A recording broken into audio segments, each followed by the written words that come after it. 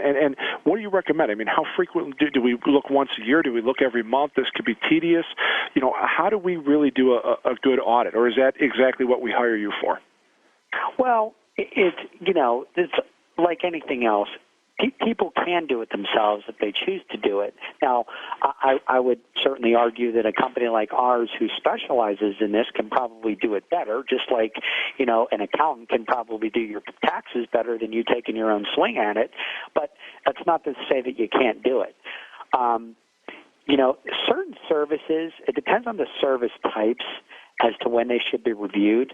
Landline services, things like local dial tone and long distance and internet access and those things, they should be looked at annually to make sure that you're in a competitive situation.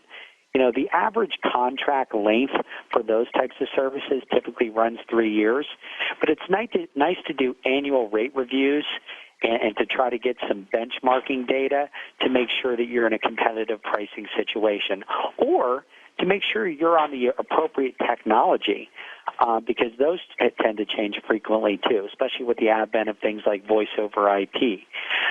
For the mobile space, which again is probably the most growing segment of telecom, that needs to be looked at quarterly because there's so many dynamics with mobile phones that you don't find in the landline world.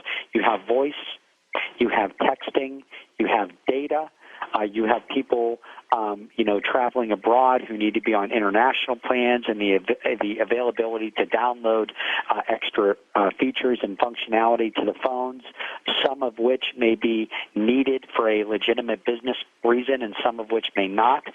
So that really requires somebody to be looking at it at least on a quarterly, if not a monthly basis, to ensure that those services are fully optimized.